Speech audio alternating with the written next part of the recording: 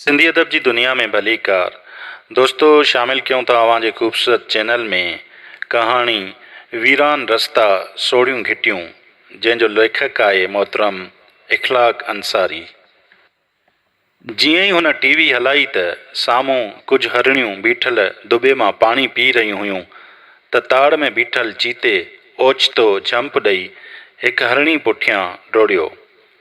Retirement खां पोइ संदसि वॾी ख़्वाहिश इहा हुई त संदसि भित ते टंगियल टीवी हुजे ऐं हाणे हुन जी वॾी मसरूफ़ियत ऐं अयाशी इहा ई आहे। ॾिसे थो चीतो हरणी पुठियां तेज़ डोड़े थो। कमरे में हल्को उबर ऐं बुए आहे। कुझु टाइम अॻु संदसि नंढी भेण आई हुई जंहिं चयुसि हीअ मुंहिंजी न्याणी बीमार आहे, ख़बर अथई दवाऊं केतिरियूं महांगियूं आहिनि, डॉक्टरनि जूं फ़ियूं उन खां अलॻि, भरे नथी सघां, असां जूं हालतूं सुठियूं न आहिनि, गुरबत ॾाढी आहे, कुझु बचो न आहे, तूं मदद कने त महिरबानी थींदी, बाक़ी मोटाए ॾियण जी तोसां का दावा नथी कयां, न ई को वाइदो, जॾहिं बि ताक़त थी त मां मोटाए ॾींदसि, न थी त पोइ बख़्शे छॾिजांइ। हिन 2 ॾींहंनि खां पोइ कुझु पैसनि ॾियण जो वाइदो कयुसि। चीते खे हरणीअ पुठियां डोड़ंदे ॾिसी सोचे थो हर कंहिंखे हिन दुनिया में सिर्फ़ु पेट ई भरणो आहे, सॼी हणवटि रुगो पेट लाइ ई आहे। हीअ बि सारी ॼमार डोड़े डोड़े वञी मस थानीको थियो आहे। हाणे न कंहिंखे जी सर करण जो फ़िक्र न ई वक़्त जो हूंदो, बाक़ी रोज़ सुबुह जो शेव करे वेंझी कपिड़ा बदिलाइण जो नियम साॻियो ई रखियो अथई। टीवी में ॾिठई घाटे झंग में चीतो डोड़े थो, अॻियां हरणी आहे, वणनि तां पखी टाव खाई आसमान में उॾामनि था। ही पाण खे बि झंग में वेठल महसूस थो करे। भेण वारी ॻाल्हि हिन जे ज़हन में अञा वजूद रखे थी। हिन खे यादि आहे रिटायरमेंट वारे ॾींहुं स्कूल में मास्तरनि हिन जे मान में मंझंदि जी मानी कई हुई। गुलनि जे हारनि सां ही स्टेज ते वेठो हो, लफ़्ज़ पे ॿुधाई साईं खे रिटायरमेंट जी मुबारक, हू सालम सिहत सां ऐं पंहिंजे हथनि सां पंहिंजी मेड़ी चूंडे वठंदो। हुन त खज़ाने ऑफिस जा मुसलसिल धिका खाधा, जॾहिं कागज़ पे ठारायईं त पंहिंजे इदारे ई हिन खे मुसलसिल 2 महीननि ताईं रुलायो।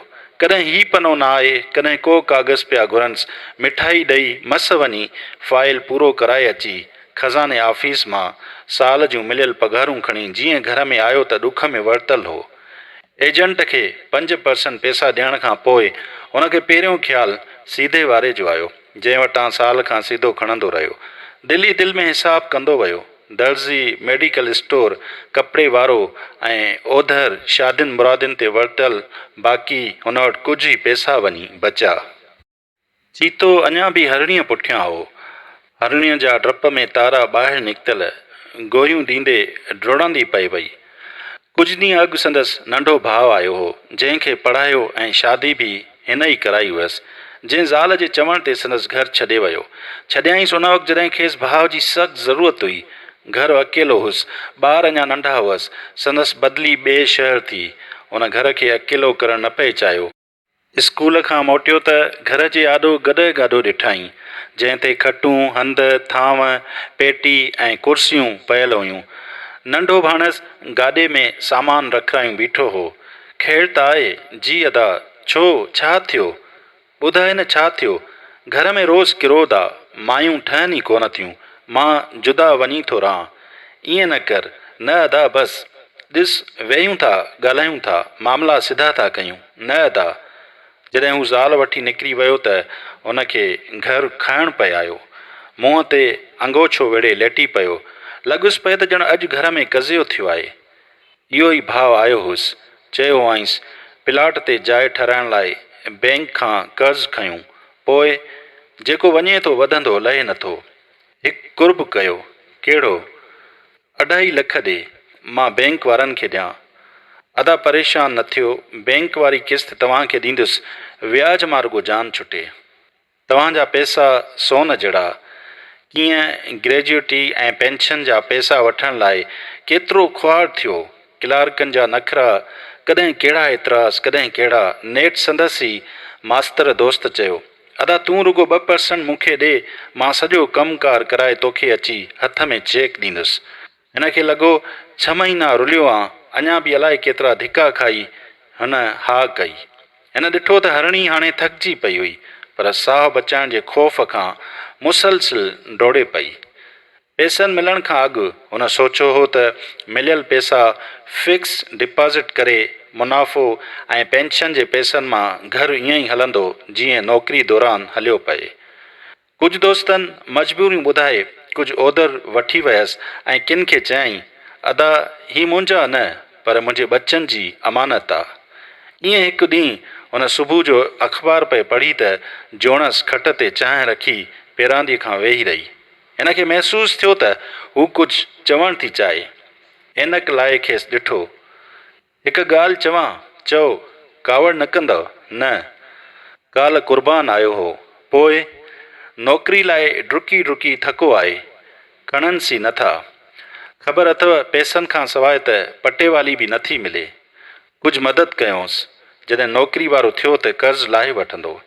हू ॿुधंदो रहियो। सोचाई सॼी ज़िंदगी ज़ाल खे कुझु न ॾिनो आहे, न घुरियो ई अथई, सफ़ा हॾाऊं पिंजरो लॻी पई। सोचियो हुयईं त हाणे कुझु चङो पाए ऐं चङो खाए।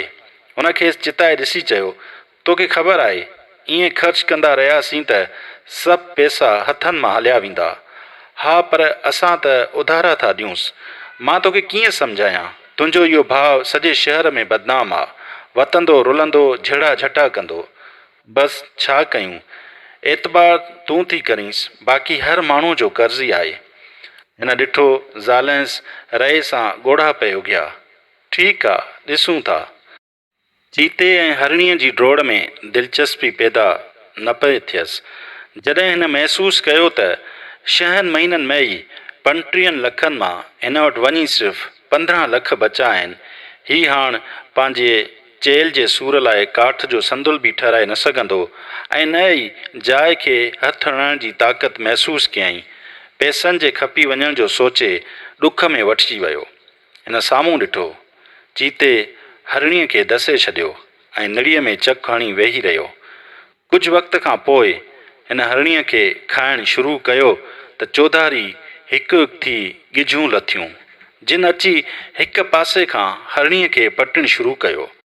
चीते उन्हनि खे डोड़ाए भॼायो थी ऐं मोटी हरणी ॾे आयो त पुठियां ॿियनि गिझुनि पटणु शुरू कयो हो।